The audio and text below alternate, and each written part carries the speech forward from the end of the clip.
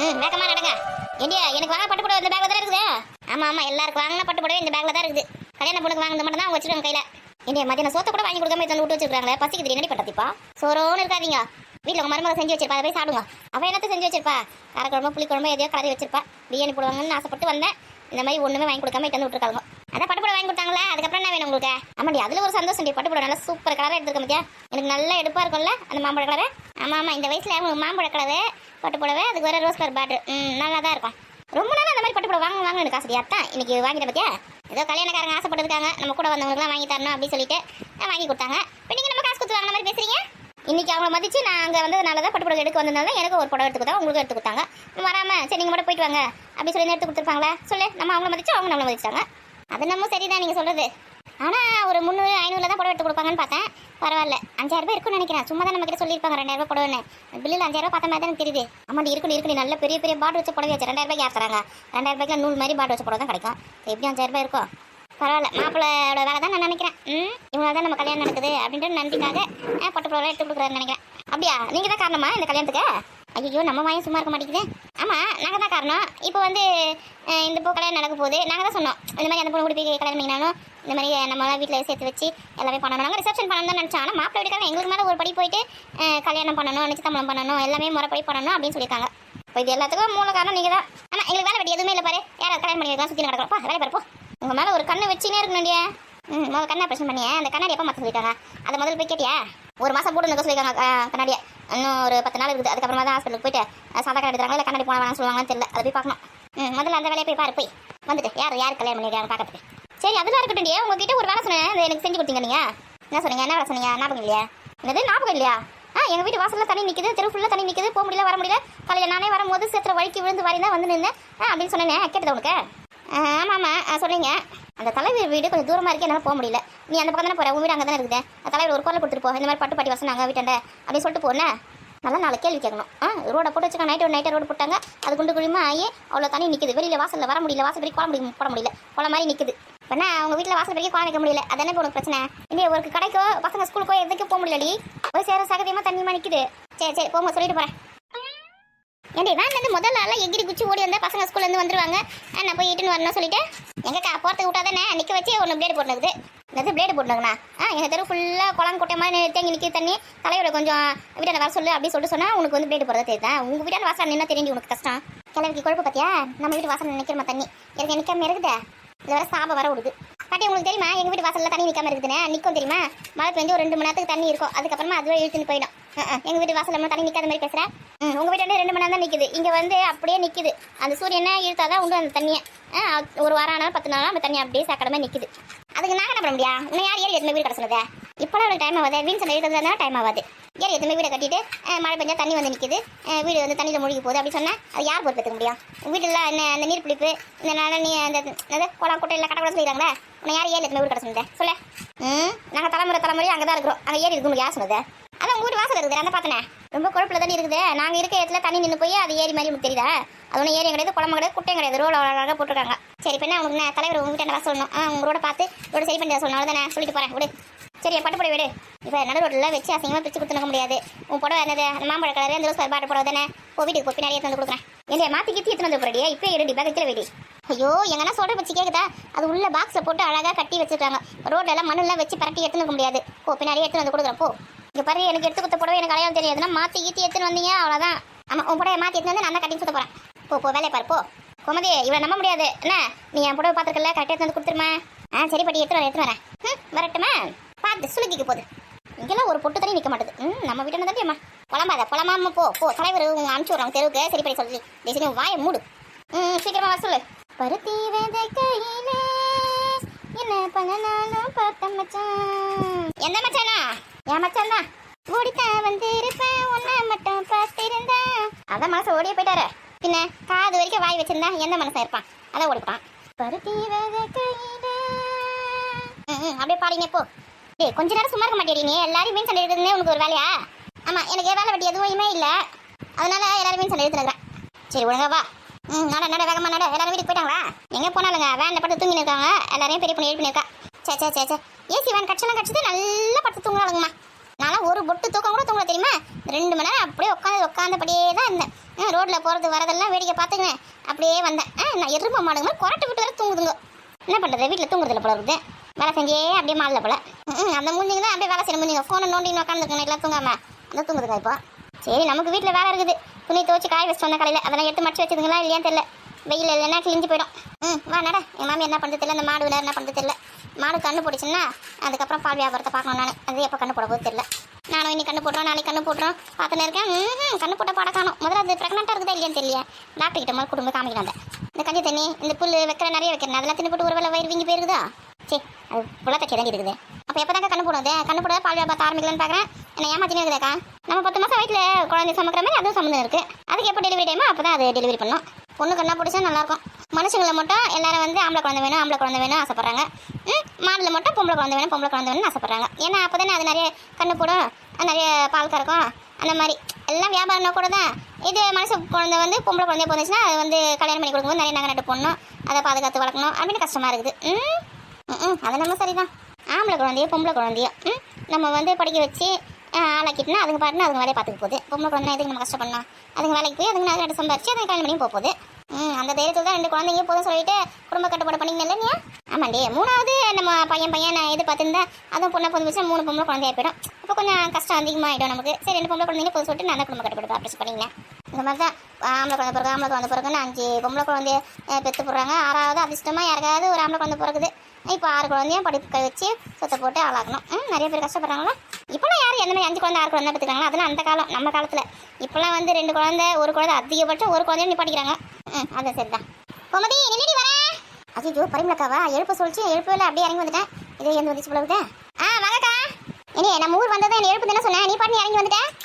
எருமை மாடு கணக்காக தூங்குறது. இந்த மாதிரி ஊர் வந்தாலும் எழுப்பணுமா. இந்த மாதிரி வச்சா வேலை ஆள் பாரு. நாங்கள் பொண்ணு ஏக்கா எழுப்பணும்னாக்கா நினச்சிருந்தேன். நம்ம ஊருக்கு வந்த உடனே பசங்க என்ன பண்ணுங்களோ ஏது பண்ணுதுங்களோ அந்த துணி எடுத்துங்களோ சாப்பிடுங்களா இல்லையா போய் அரிசி கழுவி போடணும்னு சொல்லிட்டு அந்த ஞாபகத்திலேயே மறந்து வந்துட்டேன். சாரிக்கா சாரி எதுக்கு குப்பையை போடுறேன். அந்த பெரிய பொண்ணு என்ன கேள்வி கேட்கறா தெரியுமா. எருமை மாடு மாதிரி தூங்குறீங்க எழுந்துருங்க அப்படின்னு சொல்லி கேட்கறா. என்ன பார்த்து எருமை மாடு கேட்கறாடியாவா. கரெக்டாக தான் கேட்டிருக்கா. நல்லா அந்த வேலை ஏசி ஜிரிஜிரின்னு போட்டாங்க. நல்லா எத்தம்மா இருந்தது கண்ணு முடி தூங்குறதுக்கு. அப்படியே கண்ணு எஸ்ன்னு போயிடுச்சு. கொஞ்சம் அசந்து தூங்கிட்டுனா என்ன போய் எருமாடு கேட்கறாடியாவா. சரிக்கா விடுக்கா வாக்கா போலாம். வேலை இருக்குதுல வீட்டில். ஆமாண்டி மாடுக்கு தண்ணி காட்டணும். அக்கா வீட்டில் சமைச்சு வச்சு வந்தியா. நான் எங்கடி காலை வர அவசரத்தில் காலை டிஃபன் மட்டும் தான் செஞ்சேன். சமைக்கவே இல்லை. நைட் வச்சு குழம்பு இருக்குது. போய் சாதம் மட்டும் முடிக்கணும். குழம்பு நான் கொஞ்சம் கொடுக்குறேன். மீன் குழம்பு இருக்குது வீட்டில். வேணாம் நைட்டு கருவாடு குழம்பு தான் வச்சேன். நெத்திரி கருவாடு இருக்குல்ல. நெத்திரி கருவாடு உருளைக்கிழங்கு கத்திரிக்காய் இதெல்லாம் போட்டு குழம்பு வச்சேன். அதுக்கு காசு பண்ணி வச்சு தான் இருந்தேன். சாதம் மட்டும் போய் படிக்கணும். ஐயப்பா கருவாடு குழம்பா சொல்லும் போதே நாக்குல எச்சு ஊறுதுமா. அடக்க முடியல. ஏக்கா எனக்கு கொஞ்சம் கருவாடு குழம்பு கூடாக்கா. வேணா வந்து வீட்டை வந்து வாங்கிடு. எனக்கு வர முடியாது டயர்டாக இருக்குடி. வந்து வாங்கிக்கோ. வரங்க எடுத்துன்னு வரேன். சரி நடங்க வேகமா. இதுதான் கேட்டேன். நம்ம வீட்டுக்கு எடுத்துன்னு விட்டுருக்கலாம். இங்கே விட்டுட்டான். நம்ம தெருவுக்குள்ளெல்லாம் வந்து திரும்பத்துக்கு முடியுதா. திரும்பத்துக்கு கடல இருந்தால் இங்கே விட்டு போயிட்டான். இந்த கீதா வரானே எருமை மாடு மாதிரி தூங்கி நிற்கிறாங்க. இந்த பெரிய பொண்ணு வேற கத்தின கிடக்கிறா ஏந்து மாட்டேங்கிறாங்க. அதுக்கு நிஜமா எருமை மாட்டேங்கிற ரெண்டும். இவங்களாம் என்ன குழந்தை குட்டிங்களை வளர்த்து என்ன கரையேற்றி என்ன குடும்பம் நடத்த போகிறாங்கன்னு தெரியல. ஆமாம் இது தூங்கவே இல்லை பாரு. இப்போ அவங்கள சொல்ல போயிடுச்சு. ஏமா காலெல்லாம் சரி புது புடவெல்லாம் நனைஞ்சு போச்சு. சரி ஆகி போச்சே. ஏக்கா இந்த பக்கம் எங்கே கூட்டின்னு வந்தா இங்கே பாரு பாரம் கீச்சு ஒன்று. ஆமாம் நான் வேறு தலைவி கிட்ட போய் சொல்லிட்டு போகலாம். கூட சரி பண்ணி சொல்லி வயசான காலத்தில் வழக்கு கிழி வந்துச்சுன்னா என்ன பண்ணுறது. பரலோக பயணம் தான். காய் வச்சுன்னு கும்பிடு. எங்க வீட்டு வாசலில் தண்ணி நிற்குது. வீட்டை விட்டு வெளியில் போகக்கூடாது. வீட்டிலே இருக்கணும். எங்கன்னா அடங்கி இருக்குதா. இதுலேயே நீந்தி அடிச்சுன்னு வந்துடும் போடாது எங்கள் கூட்டாலாம். நட பார்த்துட்டாங்களா. இப்போ நம்ம கற்றுவோம் நம்மள வர சொல்லுங்க. வேகமாக நட. காலையில் இல்லாமல் சோப்பு கட் போட்டு கழுவணும். வட்டம் பார்த்துக்கிறேன் இந்த பக்கம். கல்யாணத்துக்கு புடவை ரெடி ஆயிடுச்சு. இன்னும் ப்ளவுஸ் தான் தைக்க கொடுக்கணும். எங்கே துணி கொடுக்க போகிறோன்னு தெரியல. அதுவே ஒரு ப்ளவுஸ் தைக்கிறதுக்கு 1.5 மாதம் எடுத்து பண்ணுவேன். ஆமாம் உங்கள் சைஸுக்கு தைக்கிறதுக்கு 2 மாதம் கூட ஆகும். எதுக்கு என் ப்ளவுஸ் தைக்கிறதுக்கு 2 மாதம் ஆகுது. ஆமாம் மாடல் தைக்கணும். ஜன்னல் வச்சு தைக்கிட்டேன். ஒரு வீட்டுக்கு ஜன்னல் வைக்கனால 3 மாதம் ஆகுது. உங்கள் முதுக்கு ஜன்னல் வைக்கணும்னா 2 மாதம் ஆகும்ல. ஆமாம் ஒருத்தி கூறுக்கட்ட சும்மா ரெடி. ஏக்கா இந்த வாட்டி வந்து நல்ல மணி வச்சு நல்லா ஆரி ஒர்க்லாம் போட்டு தைக்கலாம்க்கா. அப்புறம் நல்லா சூப்பராக எடுத்து கொடுத்துருக்காங்கக்கா. அதுக்கு தகுந்த மாதிரி தைக்கணும். நார்மலாக அந்த பிளைனாக ப்ளவுஸ் தைக்கக்கூடாது. நல்லா கல்யாணம் ஜிக்கு இருக்கணும். நம்ம சீரியல் செட் இருக்குது பார்த்தீங்களா. அந்த லைட் எடுத்து மேலே மாட்டிங்கன்னு தொங்க விட்டுக்குங்க. நல்லா ஜிக்கு இருப்பீங்க. ஏன்டே கரண்ட் ஷாக் அடிக்கிறதுக்கா. ஜிக்கு இருக்கணும்னா அப்படி தான் பண்ணலாம். அப்போ நம்ம வீட்டில் தக்கன்னு அப்படி மின்னுவீங்க. முதல் சீரியல் செட் எடுத்து உனக்கு தண்ணி மாட்டி விடலாம். சீரியல் செட்டில் வச்ச மாதிரி இப்போலாம் புதுசாக மாடல் ட்ரெஸ்ஸே வந்துச்சு. அந்த மாதிரி வாங்கலான்னு இருக்கேன் நான். எனக்கு சீரியல் செட்டில் நீ கொடுக்குறதுல வேணாம். எதெல்லாம் ஒரு லூசு மாதிரி பேசுனேப்பாமா. நடடி வேகமா. எத்தே காலையில் 7 மணிக்கு துவச்சி காய வச்சுட்டு போன துணி இன்னும் எடுக்கல. அடிக்கிற வெயிலில் எல்லாம் கிழிஞ்சு போப்போ தாத்தாரா. எல்லாமே புது புது புது புது துணிங்க. ஊட்டிக்கு போயிட்டு வந்து துணிங்க எல்லாம் துவச்சி போட்டா புது துணிங்க இந்த மாதிரி காய வச்சுருக்காங்கம்மா. இவங்களை வச்சு நான் தான் பண்ணுறது. ஏடி மகா வாணி ஏமா வந்துட்டியா? அவ இருக்கிற பத்தியா என்ன அடிச்சிட்டாமா? ஆமா, உங்களுக்கு பஞ்சாயத்து படத்துக்கு தான் நான் வந்திருக்கிறேன். அவ அடிச்சிட்டா, இவ அடிச்சிட்டானே. அம்மா அவளை கேளுமா, ஏன் அடிச்சானே? காலையில தோச்சி காய வச்சுட்டு போனேன் துணியை 7 மணிக்கு. உச்சி வெயில்ல நல்லா காஞ்சி போய் புது புது துணிங்கெல்லாம் கீழே ஸ்டேஜுக்கு வந்துடுச்சு. துணியை எடுத்து வைக்க துப்பு கிடையாது. அடிச்சுன்னு பேண்ட் இருந்தீங்க, சின்ன குழந்தைங்களா நீங்க 2 பேரும்? எருமை கடை வயசாவல, எருமை கடை வயசாவல. பொறுப்புன்றது எனக்கு தான் வரும் உங்களுக்கு. ஏமா நான் பாட்டு கம்மன் டிவி தான் பார்த்துனேன். அவதாம்மா வந்து என்ன அடிச்சா. போ போ உள்ள போ, வரேன். அம்மா வராங்க உன்னை அடிக்கிறதுக்கு. அவளை அடிக்கிறதுக்கு வரல, உன்னை அடிக்கிறதுக்கு தாண்டி வரேன். ஏம்மா நான் என்னம்மா பண்ணேன்? உங்க அப்பா கொடி எவ்வளோ ஹைட்டா கட்டி வச்சிருக்காரு. காலையில துணி காய வைக்கும்போது சேர் போட்டு ஏறி காய வச்சேன். இப்போ நான் எப்படி எடுப்பேன்? எடு, திப்பில் வர போட்டு வச்சிருக்கேன். அதில் எப்படி கீழே கூட இருக்க முடியாது. போ நீயே எடு, சேர் போட்டு எடுமா. உங்களுக்கு தான்மா எட்டாது, எனக்குலாம் எட்டுமா. தள்ளுங்கம்மா. முதல்ல கிளிப்பெல்லாம் எடுத்துட்டு ஒரு துணியாக உதறி எடுத்துன்னு வா. வெளியில் போயிட்டு வந்தவங்க எங்கன்னா நிம்மதியாக இருக்க முடியுதா? ஒரு டம்ளர் தண்ணி மூட்டு தராளுங்களா? ஒரு காப்பி கிப்பி வேணுமா, சாப்பாடு வேணுமா, இதெல்லாம் கேட்குறாளுங்களா? வந்தவொடனே இவங்க கிட்ட மல்லு கட்டத்துக்கே நமக்கு சரியா இருக்குது. ஏம்மா உள்ளே போங்கம்மா, நான் எடுத்துன்னு வரேன் துணியை. இதெல்லாம் ஒரு பெரிய வேலைன்னு கத்தின்னு கிடப்பீங்க. சொல்லிட்டேம்மா, என் துணியை மட்டும் தான் எடுத்துன்னு வருவேன். அவள் துணியை அவளை வந்து எடுத்துக்க சொல்லுங்க. இந்த டாப் இந்த பேண்ட்ல என்று தான் எடுத்துக்கலாம். ஆமாம், உன் துணியை மட்டும் எடுத்துக்கோ. என்ன நாளையிலேருந்து உன் துணியில் நேற்று வச்சு காய வச்சுக்கோ. நானும் தூக்க மாட்டேன். ஏம்மா அவள் என்ன அடின்னு அடிக்கிறா. அவள் துணியை என்ன எடுக்க முடியும்? உங்கள் துணி அப்பா துணி எடுக்கிற, அவள் துணியை மட்டும் நான் எடுக்கவே மாட்டேன். இப்பயே ஒத்துமை கிடையாது. இன்னும் வயசான காலத்துலலாம் எப்படி ஒத்துமையாக இருக்க போறீங்கன்னு தெரியல. வேறு சொந்தம் பந்தம் எதனா இருக்கிறாங்களா? நான் உங்கள் கூட துணையாக நிற்கிறதுக்கு 2 பொம்பளை பசங்க. நீங்கள் ஒத்துமையாக இருந்தால் தானே ஏன்டி இப்பயே இப்படி அடிச்சுன்னு மாடுறீங்க? அது அவகிட்ட போய் கேளுங்க. நான் அவளை அடித்தேன், அவள் தானே என்ன அடிச்சா? மொத்த துணியும் எடுத்துகிட்டு வந்து மடிச்சு வைக்கிறேன். என்ன பார்த்தா மட்டும் உங்களுக்கு எப்படி தெரியுதுன்னு தெரியலம்மா. அவளை மட்டும் எதுவுமே கேட்காதீங்க. அவள் ஃபோன் பண்ணி உட்காந்துன்னு இருக்கா. அவள் துணியெல்லாம் எடுத்து அவளை மடிச்சு வைக்க சொல்லுங்க ஒழுங்கா. இதே மாதிரி பண்ணிடுங்க. எங்கேயாவது காணாமல் போயிடுவேன் நான். போயிட்டு திரும்பியும் வரவே மாட்டேன் பாரு. இந்த லூஸ் அம்மா எப்போ பார்த்தா இப்படி எதாவது சொல்லின்னு இருக்கோம். லூசு தாண்டியே, நான் லூசு தான். ஒரு நாளைக்கு சொல்லாம கொள்ளாம எங்கன்னா போயிடுறேன் பாரு. அப்போ தெரியும் இந்த லூஸ் அம்மாவை பற்றி. இங்கே எங்கள் துணியே மடிக்கம்மா. அம்மா சண்டை போட்டு இருக்கேன்னா இதில் வேறு சதீஷ் சஞ்சு துணி வேறு. சதீஷ் துணி சஞ்சு துணியை தனியாக எடுத்து வையே. சித்திக்கிட்ட எடுத்து கொடுத்துட்டு வந்துடுறேன் மடிச்சு. நம்ம வீட்டுக்கு வேலை செய்து பார்த்தா எல்லாருக்கும் வேலை செய்யணும் போல. வெயில நிற்காத, மட பண்ணி எடுத்துன்னு வா. ஏம்மா நாளைக்கு காலேஜ் ஓப்பன் பண்ணுறாங்க. நீ என்ன தரம் பண்ணுற? என்னை வந்து இந்த வருஷம் ஹாஸ்டல் சேர்த்துட்டு. வீட்டில் என்னால் இருக்க முடியாது. எவ்வளோ திமுறை பார்த்தியா? ஹாஸ்டலில் சேர்க்கணுமா? இங்கே காலேஜ் ஃபீஸ் கட்டுறதுக்கு எங்கள் துட்டை காணும். இல்லை வேறு ஹாஸ்டலோட சேர்த்துட்டு ஹாஸ்டல் ஃபீஸ் நான் கட்டணுமா? ஏன் வீட்டில் இருக்கிறதுனா கஷ்டமாக இருக்குது உனக்கு? வீட்டில் இருந்தால் வேலை வாங்குறீங்க. அவளை எந்த ஒரு வேலையும் வாங்க மாட்டேங்கிற. எல்லா வேலையும் என்ன தான் வாங்குற. என்ன தயவு செஞ்சு ஹாஸ்டலில் சேர்த்துணுமா? கொழுப்பு கொஞ்சம் நெஞ்ச கொழுப்பு கிடையாது உனக்கான. கொஞ்சம் நெஞ்ச கொழுப்பு கிடையாது. அப்படி வீட்டில் என்ன வேலை அப்படி வெட்டி முடிக்கிறீங்கன்னு தெரியல. சின்ன சின்ன வேலை செய்ய சொன்னாலும் மூக்கால அழுதுன்னு இருக்குது. இல்லை வேறு ஹாஸ்டலில் வேறு போய் சேர்க்கணுமா? ஹாஸ்டலில் உங்கள் அப்பா வருவார், அவர்கிட்ட சொல்லு. அவர் பணம் எண்ணி வச்சாருன்னா உன்னைட்டுமே ஹாஸ்டலில் சேர்க்குறேன். காலேஜ் ஃபீஸ் இன்னும் கட்டல. அப்பா தான் அப்படியே ஹாஸ்டல் ஃபீஸ் தருவார். தெரியுதுல, முடியும் வேலைப்பார். இவங்களுக்குலாம் வேலைக்கு வாட்டமாக ஆக்கி போட்டுங்க. பர்த்டேக்கு, பொங்கலுக்கு, தீபாவளிக்குன்னு புது புது துணிங்களை எடுத்து கொடுத்துங்க. இருக்கிற பார்த்தியா? அதுதான் கொழுப்பு ரொம்ப அதிகமாக போயிருக்குது. பொம்பளை பசங்களை கண்ணும் கருத்துமாக வளர்க்கணும்னு பார்த்து இவங்க வளர்த்துன்னு இருக்கேன். ஹாஸ்டலில் போய் தங்க போகலாம். ரொம்ப தூரம் போய் காலேஜில் சேர்த்தா ஹாஸ்டலில் தங்கணுமே சொல்லிட்டு பக்கத்தில் இருக்க காலேஜ் இருந்தால் கூட பரவாயில்ல, காசு கட்டி படிக்க வச்சுக்கலான்னு.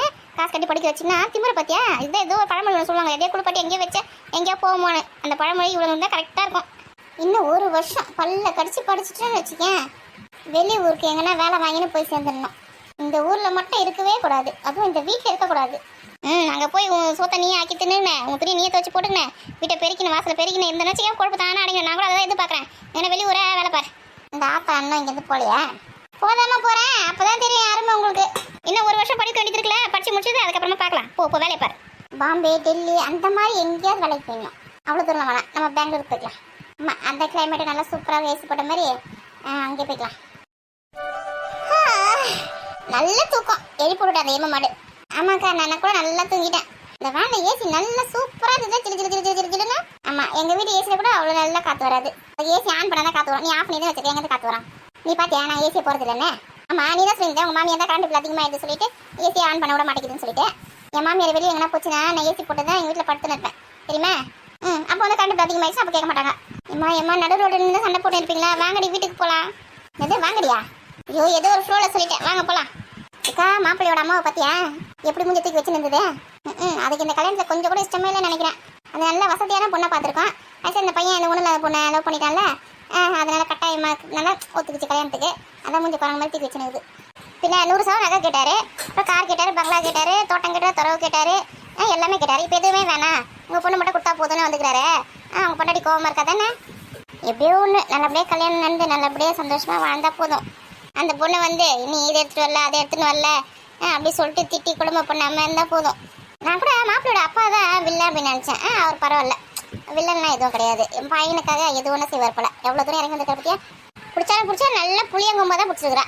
இல்லை கோடீஸ்வரம் மாப்பிள்ள கொடுத்து வச்சா சாந்தி. என்ன பண்ணுறது, அதெல்லாம் தலையில் எழுதியிருக்கோம் போல இருக்குது. நமக்கும் எழுதிருக்கு பாரு. நிச்சயதாம்பத்துக்கு 50,000 ரூபாய் பட்டு புடவை எடுத்து கொடுத்துருக்காங்க. எனக்கு நிச்சயதாம்பத்துக்கு 5,000 ரூபாய் தான் எடுத்து கொடுத்தாங்க. பரவாயில்ல, சாந்திக்குலாம் 50,000 ரூபாய் எடுத்து கொடுத்துருக்காங்க. எனக்கு அவனுக்கு பொறாமையாக இருந்தேன். பொறாம தான் இல்லடி, எனக்கு ஒரு 50,000 ரூபாய் எடுத்து கொடுத்துருந்தா நல்லா இருந்திருக்கும். என்ன சொல்கிறேன், நான் அதுக்கு ஒர்த்து இல்லையாண்ணே? ஆமாம் நீங்கள் ஒர்த்து தான். உங்களுக்கு 1,00,000 ரூபாயே எடுத்து தரலாம். உனக்கு தெரியுது, என் வீட்டுக்காருக்கு தெரியாமல் போச்சு. அப்போ முன்னெல்லாம் அந்த மனசை கல்யாணம் பண்ணிக்கிட்டே முதல் பெரிய விஷயம். இதில் வேறு 1,00,000 ரூபாய் 50,000 ரூபாய் பட்டு போட வேணுமா? என்ன நூறு யோசிக்க? அதெல்லாம் ஒன்றும் இல்லைக்கா. உன் அழகுக்கும் உன் திறமைக்கும் உன் படிப்புக்கும் எங்கேயோ இருக்க வேண்டிய ஆளு நீ. இந்த கிராமத்தில் வந்து மாட்டின்னு இருக்க. என்ன பண்ணுறது, எல்லாம் தலையெழுத்து. இன்னும் மனமுள்ள பொண்ணு இன்னும் மருதையில் கெட்டாக அந்த மண்ண குணையில் கிட்டாக எல்லாம் ஒன்னால வேணாம்னு சொன்னேன் தன்ன. அப்படிதான் இந்த மாப்பிள்ள வேணா அந்த மாப்பிள்ள வேணா, அந்த மாப்பிள்ளைக்கு தலையில முடியல, சொட்ட மண்டை குள்ளமா இருக்கு, கருப்பா இருக்கு, ஒல்லியா இருக்கு, குண்டா இருக்கு, எல்லா மாப்பிளையும் ரிஜெக்ட் பண்ணினே இருந்தேன். கடைசியில இவர்கிட்ட வந்து மாட்டிக்கினேன். God is writing in my head. ரொம்ப தப்பா எழுதியிருக்காரு. மாற்ற முடியாத. வாங்க சீக்கிரம் போலாம். ஏக்கா பிரியாணி ஏதாவது வாங்கி தருவாங்கன்னு பார்த்தா மத்தியானத்துக்கு எதுவுமே வாங்கி தர மாட்டேன்னு விட்டாங்களே சீக்கிரமா. நம்மளுக்கு பட்டுப்புடவை வாங்கி கொடுத்த ஜோரில் ஓடி வந்துட்டோம். சாப்பிட வேணா ஒன்றும் வேணான்னு. இப்போ இறங்கின பிறகுதான் பசிக்குது. வயலில் என்ன கடமுடா சத்தம் கேட்குது. வீட்டில் என்ன இருக்க சாப்பிட்டேன், மல்லாக்க பட்டு தூங்கிட்டு சாயங்காலமாக தான் போய் பெரிய பொண்ணுகிட்ட கேட்கணும். என்னடி பட்டுப்புடவை மட்டும் வாங்கி கொடுத்தேன், ப்ளவுஸ் தைக்கிறதுக்கு கொஞ்சம் காசும் கொடுத்துட்டுனா கொஞ்சம் நல்லா இருக்கும், 2,000 ரூபாய் கொடுன்னு கேட்டு வாங்கலான்னு இருக்கேன். நீ என்ன சொல்கிற? 2,000 ரூபாவா? 2,000 ரூபாய் பத்துமா? 5,000 ரூபாய் ஆகும் ப்ளவுஸ் தைக்கிறதுக்கு. என்ன மாதிரி ஒரு புடவை எடுத்துக்கிறோம் நம்ம, 2,000 ரூபாய் எப்படி பார்த்தா? இவங்களுக்குலாம் புடவை எடுத்து கொடுத்ததே முதல் தப்பு. இல்லை வேற 5,000 ரூபாய் கேட்க போகிறாங்கண்ணா. பெரிய பொண்ணு கொடுப்பா நல்லா கொடுப்பா, வாங்கின்னு வாங்க. கொடுப்பால 5,000 ரூபாய் கேட்கலாம். வா அண்ணா, சரி 4 மணிக்கா வா, கொஞ்சம் நேரம் ரெஸ்ட் எடுத்துட்டு. நான் எனக்கு டெய்லரிங் தெரியும், நானே ப்ளவுஸ் தைச்சிப்பேன். எனக்கு 2,000 தேவையில்ல, 5,000 தேவையில்ல. புடவை மட்டும் ராதிகா கிட்ட இருந்து வாங்கி போய் நான் கட் பண்ணி தைச்சிப்பேன். அப்படியா? உனக்கு ப்ளவுஸ் தைக்க தெரியுமா? ஆரி ஒர்க்லாம் போடுவியா ப்ளவுஸில்? ஆரி ஒர்க்லாம் போட தெரியாது, நார்மலாக தைப்பேன். அதுவும் எனக்கு மட்டும் தான் தைச்சிப்பேன், மற்றவங்களுக்குலாம் தைச்சி தரத்துக்கு எனக்கு டைம் இல்லை. ஆமாம், இந்தமாதிரி அப்படி ஆஃபீஸில் போய் வேலை செய்கிறாங்க, அந்த மாதிரி டைம் இல்லை. எங்கள் ப்ளவுஸும் தைச்சி விட்றி. உங்கள் ப்ளவுஸா? அப்புறம் இது குறை அதை குறை இது குறைன்னு சொல்லுவீங்க. வேணாம், அந்த காசை ஒன்று என் ப்ளவுஸ் மட்டும் தான் தைச்சிப்பேன். நீங்கள் போயிட்டு வேறு ஏதாவது கடையில் கொடுங்க. ஏன்டி இப்படி சொல்கிறேன்? வர காசை போய் வேணாம் சொல்கிறேன். வர மகாராஷ்டிரா போய் என்ன வேணான்னு சொல்லுவாங்களா? ஏன்னா உங்களுக்கு ஆரி ப்ளவுஸ் தைக்கணும்னுவீங்க, ஜன்னல் இப்படி வைக்கணும் அப்படி வைக்கணும்னுவீங்க. அதெல்லாம் எனக்கு தைக்க தெரியாது. நார்மலாக தான் யூனிக் தான் தைக்க தெரியும்.